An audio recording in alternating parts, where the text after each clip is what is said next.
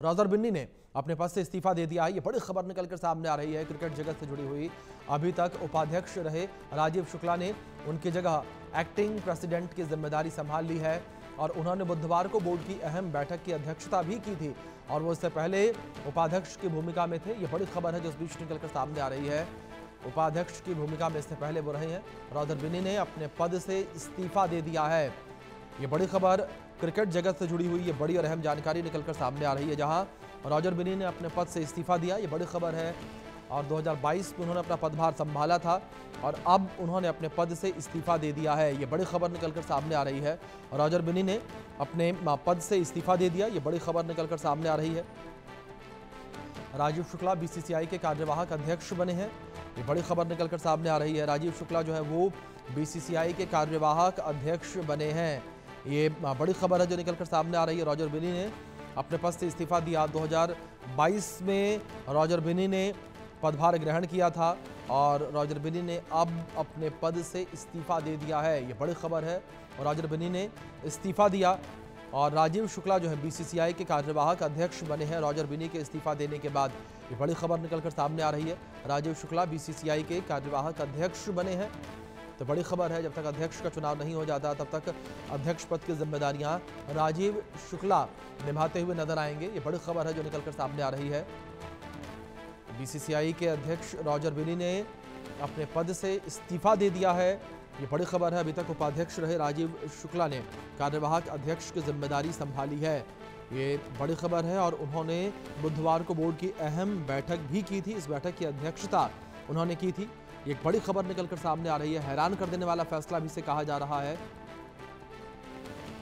इस बीच ITV network के sports editor Manoj Joshi ji जुड़े हैं, उनका रुख करेंगे। मनोज जी, जिस तरीके से एक बड़ा फैसला कह सकते हैं रॉजर बिन्नी का निकलकर सामने आया और ये भी कह सकते हैं कि अचानक से बुधवार को एक मीटिंग होती है और इस मीटिंग की अध्यक्षता वो करते हैं, उनके अंडर ये मीटिंग होती है और आज उनका इस तरीके से इस्तीफा।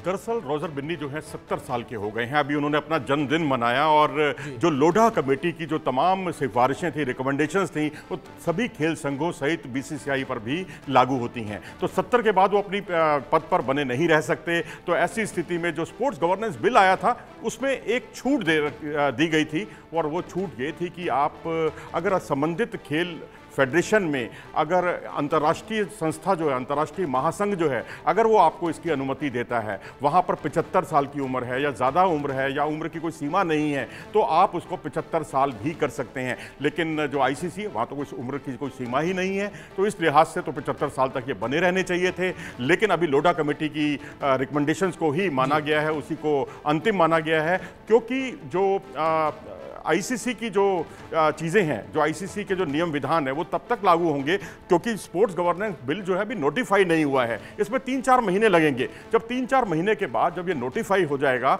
उसके बाद जब अध्यक्ष का अगला चुनाव होगा उसमें रॉजर बिन्नी को कायदे से, अगर स्पोर्ट्स गवर्नेंस बिल के हिसाब से चलेंगे तो वो दोबारा अध्यक्ष बन सकते हैं।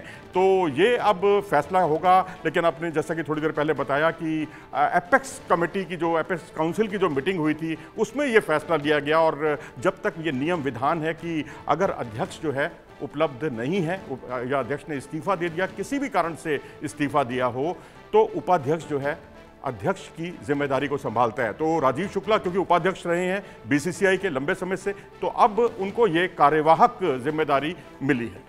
जी मनोज जी, अब ऐसे में कई सारी चर्चाएं भी होती नजर आ रही हैं। जाहिर तौर पर जब भी कोई बड़ा बदलाव देखने को मिलता है तो जो कयास है वो काफ़ी ज़्यादा लगाए जाते हैं। तो ऐसे में क्या मनोज जी माना जाए कि कोई नया चेहरा उसकी एंट्री हो सकती है बीसीसीआई के अध्यक्ष पद पर या राजीव शुक्ला जो है अभी कुछ समय तक बने रहेंगे? कुछ समय तक बने रहेंगे क्योंकि सितंबर में भी नहीं, बल्कि आप ये कहिए कि अक्टूबर नवंबर में, जब तक ये नोटिफाई नहीं हो जाता, अगर नोटिफाई जो स्पोर्ट्स गवर्नेंस बिल हो जाता है और उसके बाद बीसीसीआई के चुनाव होते हैं तो रॉजर बिन्नी उसके लिए बिल्कुल एंटाइटल होंगे।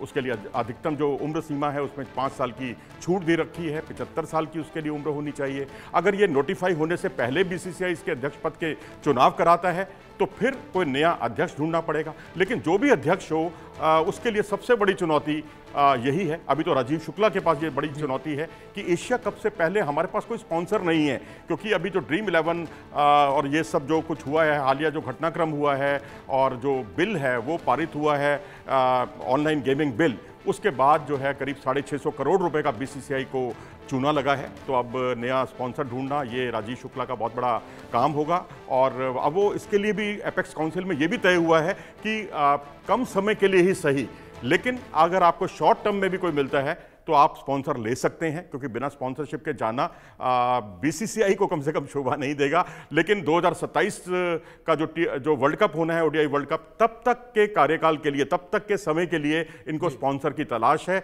और उसके लिए अभी से जो है दौड़ धूप शुरू हो गई है। जी, मतलब ये माना जाए मनोज जी की बीसीसीआई के लिए भी ये एक तरीके से दिक्कत, जहां एक और अध्यक्ष पद से रॉजर बिन्नी चले गए, दूसरी ओर स्पॉन्सर भी नहीं है और स्पॉन्सर लगातार खोजा भी जा रहा है। जी हाँ, बिल्कुल, ये दोहरी चुनौती है। और अध्यक्ष तो देखो, इतनी सारी जो खेल की इकाइयां हैं, स्टेट एसोसिएशन हैं, उनमें से कोई ना कोई अध्यक्ष बन ही जाएगा। लेकिन सबसे बड़ी जिम्मेदारी है कि इस वक्त जो राजीव शुक्ला पर बड़ी जिम्मेदारी है कि वो एशिया कप के लिए स्पॉन्सर कैसे जुटाते हैं। क्या वो शॉर्ट टर्म में कोई स्पॉन्सर जुटा पाते हैं? क्या वो लंबे समय तक, दीर्घकाल के लिए, यानी जो तकरीबन 2.5 साल का जो समय है, यानी 2027 वर्ल्ड कप तक, तब तक कौन सा स्पॉन्सर होगा? हालांकि कई बड़ी कंपनियों ने इच्छा दिखाई है, इच्छा जताई है, क्योंकि ऑनलाइन गेमिंग सबसे, ये किसी से छुपा नहीं है, क्योंकि चाहे वो ड्रीम 11 हो, चाहे माई 11 सर्कल हो, ये सब IPL या BCCI के साथ जुड़े हुए थे। अब सब के सब हाशिए पर चले गए हैं। तो ऐसी स्थिति में अब एक बड़ी चुनौती खड़ी हो गई है। अध्यक्ष की तो कोई चुनौती नहीं है, क्योंकि इतनी सारी स्टेट इकाइयों में से कोई ना कोई अध्यक्ष बन ही जाएगा। और हो सकता है रोजर बिन्नी इस पद पर दोबारा बने आ जाएं, क्योंकि नोटिफाई जो है अगर कर दिया जाता है स्पोर्ट्स गवर्नेंस बिल को, तो रोजर बिन्नी दोबारा भी कंटेस्ट कर सकते हैं। लेकिन उसके लिए 3 से 4 महीने कम से कम चाहिए, उसके लिए वक्त चाहिए। और अब देखना दिलचस्प होगा कि भारत का जो अगला स्पॉन्सर जो होगा, टीम इंडिया का अगला स्पॉन्सर होगा, वो कौन होगा। बिल्कुल मनोज जी, अब देखने वाली बात यहां पर होगी कि अगला स्पॉन्सर कौन होगा और वहीं दूसरी ओर की अध्यक्ष अब भारतीय क्रिकेट बोर्ड का कौन बनता है। फिलहाल बहुत शुक्रिया आपका जुड़ने के लिए और इस पूरी बातचीत के लिए, जानकारियों के लिए।